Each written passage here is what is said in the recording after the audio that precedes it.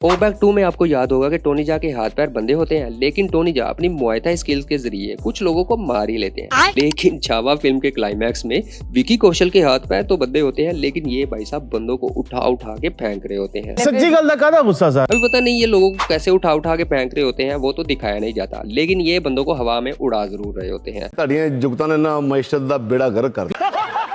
Tony जा के गिर्द बंदों का दायरा तो काफी खुला और बंदे भी ज्यादा से ज्यादा 100 के करीब रहे होंगे, लेकिन छावा फिल्म में विकी कौशल के गिर्द हजारों लोगों का बहुत ही तंग घेरा होता है, लेकिन जो भी इनके पास आता है हवा में उड़ा देते हैं इसे।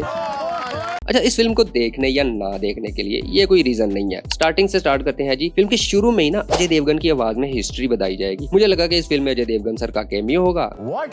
मैं वेट ही करता रहा, बाकी ये आपको ना ध्यान से सुनना पड़ेगा। स्टार्टिंग में एक सीन है जी जहाँ पर विकी कौशल हाथ में तलवार उछाल के घुमा के फिर से पकड़ लेते हैं। वो सीन 100% ओरिजिनल था दोस्तों। अभी पता नहीं ये सीन इन्होंने कितने टेक्स में लिया होगा, लेकिन यार वो है ओरिजिनल था। पता चलता है कि मेहनत हुई है। कुछ सीन्स में वायर वर्क एक्सपोज हो जाता है, गल कितना कीती है ये तो होगा, लेकिन जहाँ पर वायर वर्क सही से हुआ है ना, वो अनडिनाइबल था। शेर के साथ फाइटिंग सीक्वेंस जो था वो तो बहुत ही औसम था। बट आई वाज थिंकिंग कि यार शेर का जबड़ा होल्ड तो कर लेते हैं सांबा जी, ये तो इन्होंने दिखा दिया, लेकिन इतनी फोर्स दिखाना लॉजिकल है क्या? अरे मैं तो तुम्हें नाक पे बैठाना चाहती थी। क्योंकि एक पीक अल्फा लाइन की बाइट फोर्स कम से कम 1000+ PSI तो होती है। अच्छा जी, छावा का कैरेक्टर ऐसा है, दुश्मन के इलाके में घुसे हुए होने के बावजूद दुश्मन को पेलते हुए भी ये ह्यूमैनिटी का ख्याल रखता है। बिल्कुल, मतलब इंसानियत के जो राइट्स है ना, ठीक, उन्हें ये पमाल नहीं होने देता। वो बहुत ही अच्छा सीन होने के साथ साथ एक अच्छा जेस्चर भी पोर्ट्रे करता है। पर सिचुएशन ऐसी है इस फिल्म में कि छावा को अपने घर से भी दुश्मन ढूंढने हैं, क्योंकि औरंगजेब तो इसका दुश्मन है, इसे उसके साथ भी लड़ना है। रश्मिका मैडम के डायलॉग जहाँ पर भी बड़ी मुश्किल से समझ आ रहे थे, जिस तरह एनिमल फिल्म में ये लफ्जों की चर्निंग कर रही थी ना लास्ट वाले सीन्स में,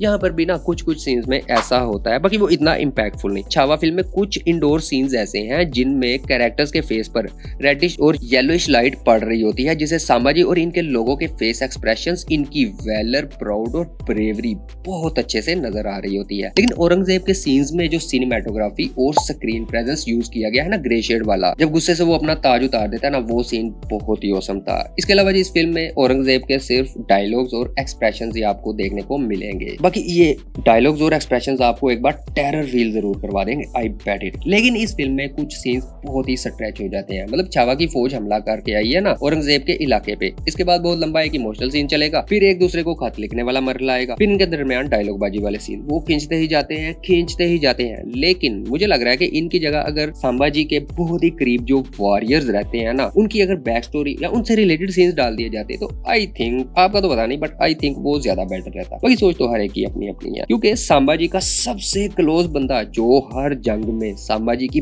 बैकबोन रहता है, जिसे आशुतोष राणा सर ने प्ले किया है, वो ऐसे ही मार दिया जाता है और हमें पता ही नहीं चलता। ज्यादा से ज्यादा 20 सेकंड दिखाया जाता है। सांबा जी और इनके कुछ लोग जब फाइट कर रहे होते हैं ना, उन्हें तकरीबन बल्कि ज्यादातर फाइटिंग सीक्वेंसेस में स्लोमो ही दिखाया गया और हर बंदा गुस्से से चीख ही रहा होता है, जिनमें से कुछ एक्टर्स का साफ पता चलता है कि ये ओवर एक्टिंग कर रहे हैं। लेकिन विकी कौशल ने जो परफॉर्म किया ना इन सीन्स को, यार अनबिलीवेबल। और ये चीखने वाले सीक्वेंसेस देख के ना मेरे को एक फिल्म की बहुत शिद्दत से याद आ गई। Now you guys tell me, वो फिल्म कौन सी है जिसमें हर एक्टर एक्ट्रेस चीखते ही जा रहे हैं। अच्छा, मेन बात पे आते हैं जी। मजाक तो एक जगह, ये फिल्म आपको देखनी चाहिए या नहीं? सो गाइस, एक वॉरियर किस हद तक बहादुर हो सकता है और एक जालिम किस हद तक जालिम और धोखेबाज हो सकता है, ये चीज अगर आप देखना चाह रहे हो ना, तो ये फिल्म आपको बिल्कुल मिस नहीं करनी चाहिए। हिस्ट्री का तो मैं इतना एक्सपर्ट नहीं हूँ, बट औरंगजेब आलमगीर वाकई में बहुत बड़ा धोखेबाज था। अपने बाप और भाइयों को मरवा दिया था शायद। जो धोखेबाज और जालिम हो वो मुसलमान तो बिल्कुल नहीं हो सकता। अगर आप मुस्लिम हो और ये सोचकर ये फिल्म नहीं देखते कि इस फिल्म में मुसलमानों के खिलाफ सब कुछ दिखाया गया, तो ऐसा बिल्कुल नहीं है। ओवरऑल ये फिल्म सिर्फ सांबा जी की वैलर और